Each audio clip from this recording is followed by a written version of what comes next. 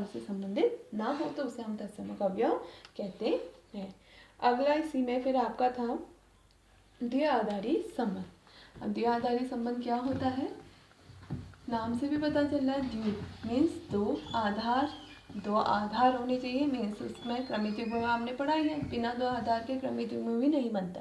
तो जो भी अभी तक आपने संबंध पढ़े वो सब आपके क्या है, द्विआधारी हैं। तो समुच्चय ए में कोई भी संबंध आर ए क्रॉस ए का क्या होता है, उपसमुच्चय होता है, आपने पढ़ा है।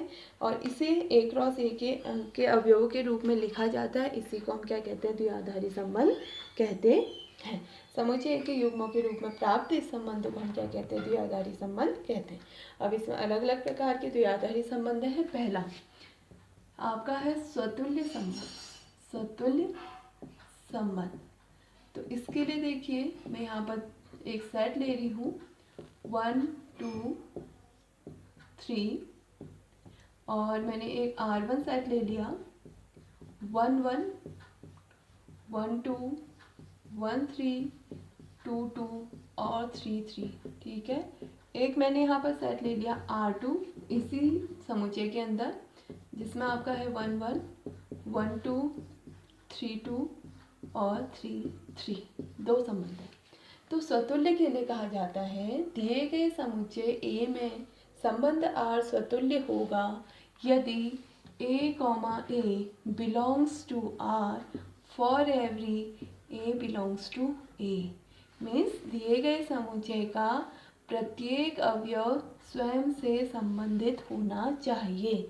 उसके अंदर और भी अवयव हो सकते हैं लेकिन स्वयं से संबंधित होना चाहिए। अगर हम इसको यहाँ देखें, ये 1 है तो आपके पास दो, तो स्वतुल्य के लिए हमने कहा था for every a belongs to A, a comma a belongs to R, means a का जितने भी अवयव होंगे वो अपने से संबंधित होने चाहिए। इसका मतलब हम यहाँ देखते हैं पहला अवयव क्या है 1, तो कोई भी अगर संबंध होगा उसके अंदर 1 1 होना चाहिए। दूसरा अवयव 2 है तो 2 2 भी होना चाहिए, और तीसरा अवयव 3 है तो 3 3 भी होना चाहिए। इनमें से अगर एक भी अवयव नहीं है तो इसका मतलब संबंध स्वतुल्य नहीं हुआ। तो R1 में देखिए 1 1 है, 2 2 है, 3 3, अन्य अवयव हो सकते हैं, ये नहीं तत्समक में अन्य नहीं थे लेकिन स्वतुल्य में अन्य हो सकते हैं। और दूसरा 1 1 है, 3 3 है, बट 2 2 नहीं है। तो R2 आपका स्वतुल्य नहीं होगा क्योंकि इसके अंदर 2 2 एलिमेंट क्रमिक युग्म नहीं है। अब इसी में आपका आता है सम्मित संबंध सेकंड। ध्यान से समझना, ये चैप्टर थोड़ा अलग टाइप का है आपका। इसको अगर अभी ध्यान से समझ लिया तो क्वेश्चन आसानी से आएंगे, नहीं तो फिर टफ भी लगेगा। तो इसमें अगला है सम्मित संबंध। सम्मित संबंध में हम कहते हैं कि दिए गए समुच्चय ए में आर एक सम्मित संबंध कहलाता है यदि ए कॉमा बी आपका सेट यानी संबंध के अंदर है तो इसका विलोम यानी इसका उल्टा यानी क्रमिक युग्म बी कॉमा ए भी आर के अंदर होना चाहिए। For every a comma b belongs to A, एक इसको जो ए और बी होंगे वो सेट ए को बिलोंग करेंगे। जैसे मेरे पास एक एग्जाम्पल मैंने ले लिया 1 2 3, यहाँ मैंने दो संबंध ले लिए R1, एक 1 1 है, 2 2 है, 2 3 है, 3 1 है, 3 2 है और 3 3 है। दूसरा मैंने यहाँ पर ले लिया R2, 1 1 है, 1 2 2 भी है, 2 1 भी है और 1 2 भी है, 2 1 भी है, 3 1 भी है और 1 3,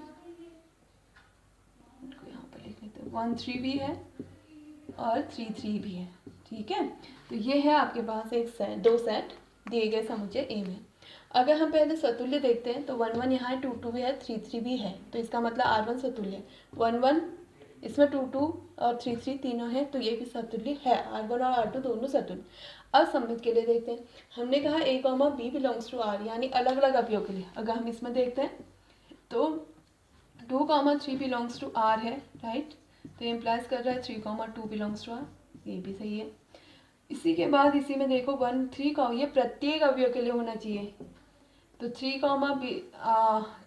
1 बिलोंग्स टू आर, लेकिन यहाँ पर क्या हो जा रहा है आपका, क्या 1 3 है आपका सेट के अंदर, यहाँ क्रमिक युग्म के अंदर नहीं है, तो इसका मतलब R1 आपका सम्मित नहीं है। जबकि दूसरे में देखिए 1 3 है तो इसी का उल्टा है या नहीं देखते हैं, 3 1 है या नहीं है। फिर 1 2 भी है, इसका उल्टा देखिए 2 1 है या नहीं, तो ये भी आपका R के अंदर है। तो R2 में है, तो इसका मतलब R2 कैसा है संबंध है, सममित, जबकि R1 सममित नहीं है। अब इसी में आपका है संक्रामक संबंध, जिसमें आप अगर देखते हैं तो इसमें कंडीशन थी A, B और B, C दो क्रमिक युग्म R के अंदर होने चाहिए, उनको मिला के, यानी एक चीज़ ध्यान रखना, पहले क्रमिक युग्म का द्वितीय घटक दूसरे क्रमिक युग्म का पहला घटक समान होना चाहिए, पहले क्रमिक युग्म का पहला घटक दूसरे क्रमिक युग्म का सेकंड घटक मिलाकर R के अंदर क्रमिक युग्म बनना चाहिए। जैसे मैंने यहाँ पर एग्जांपल ले लिया, 1 2 3 सेट है, R1 R2 आपके पास यहाँ पर 2 सेट है। अब देखिए इसमें क्या करते हैं, पहला मैंने यहाँ से 1 2 लिया, समान अवयव के लिए तो हमने लेना नहीं, अलग अलग, बिलोंग्स टू R1, राइट। अब यहाँ 2 है तो 2 से स्टार्ट होने वाला हमारे पास क्या है, 2 3 है, ये भी किसको बिलोंग कर रहा है, R1 को। तो अब देखिए इसका पहले वाले का प्रथम घटक 1 है, दूसरे वाले का द्वितीय घटक 3 है, क्या ये इसके अंदर है, हाँ है, तो इसलिए ये कैसा हो जाएगा, संक्रामक। जबकि दूसरे में देखिए मैंने 1 2 लिया, R2 के अंदर है, और 2 से स्टार्ट होने वाला 2 3 ले लिया, 2 3 R2 के अंदर है। अब फिर से देखिए इसका 1 इसका 3, तो 1 3 बिलोंग्स टू R1, R2 है, राइट। अब इसी में दूसरे अवयव के लिए भी देखते हैं, 1 3 बिलोंग्स टू R2 है, तथा 3 1 बिलोंग्स टू R2 है। अब इसी का देखिए प्रथम घटक और द्वितीय घटक इसका लेंगे तो 1 1, लेकिन ये R2 को बिलोंग नहीं कर रहा है, तो इसलिए R2 आपका संक्रामक नहीं होगा। इसी में फिर लास्ट आता है तुल्यता संबंध। ऐसा संबंध दिए गए समुच्चय A में ऐसा संबंध जिसमें संबंध R सममित, संक्रामक, स्वतुल्य तीनों होता है, उसे हम तुल्यता संबंध कहते हैं। तो आज आप इनको देखेंगे, समझेंगे, जहाँ पर नहीं आएगा मेरे से पूछिएगा, एक्सरसाइज फिर हम इसके बाद स्टार्ट करेंगे।